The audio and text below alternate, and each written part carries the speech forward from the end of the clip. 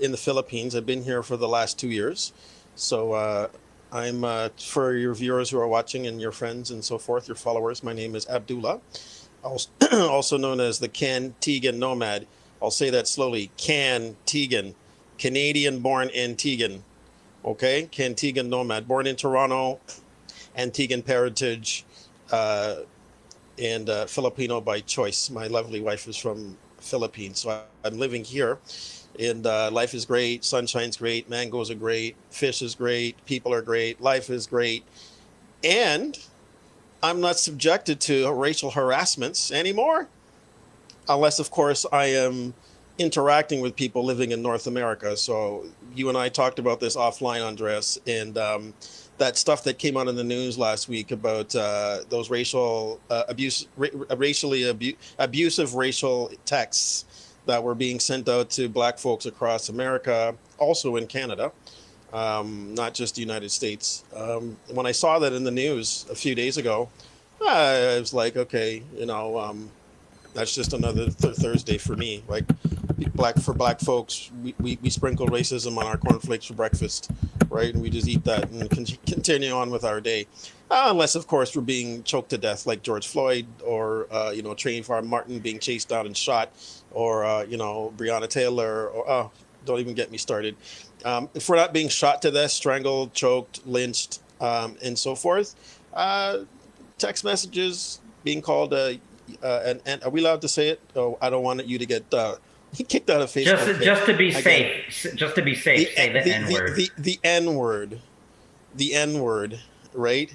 Yeah, if somebody's saying that, I'm not getting the life choked out of me by a racist cop. So it's like, you know what? Yeah, you just move on with it. So yeah, so that news went out. I'm sure you heard it. If your viewers haven't heard it, you can just Google that. It's on every major news channel in the U.S. Since last week, about somebody, and they don't know who. Wink, wink. Is blasting out en masse racially abusive texts, talking about go back to the plantation. You should be picking cotton, and slave life is just waiting around the corner from you. The bus is coming to pick you up. All this kind of stuff, and my goodness, I'm watching that and I'm thinking I'm just glad I don't live in Canada anymore, because I don't have to be subjected to that until 2 days ago. Until what do we want to call this? Racism's ugly hand reached across the ocean from North America and tried to pull me back in, beckoning, like a beckoning call. Like, there's nowhere to hide, right? If you black, there's nowhere on this planet you can hide. So what happened was, can I tell the story, Andres? Is it okay?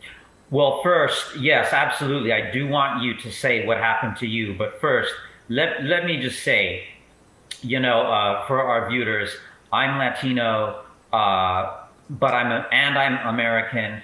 Abby is black. He's Canadian. And the difference between Canada and the U.S. is that Canada is just like the U.S., except they don't have any problems in Canada. Just kidding. No, and just to let the viewers know, after Trump was reelected, less than 7 days after he was reelected, okay, he's not even president yet. He won the election. He's going to be inaugurated in January. That's when he actually takes office and starts his job. Like you said, all black people from Tennessee to California, basically almost from the whole country, across the country, almost from the East Coast to the West Coast of the United States, people got text messages saying horrible racist things like the things you said earlier, go back to the plantation. That's so despicable. I hate repeating it. Some of these people who received the text were minors. Some of the people who received the text on their phone, and if I'm correct, we're not talking about spam in your email. We're talking a text on your phone. Text the phone number, not an internet messenger. Your phone, SMS text message,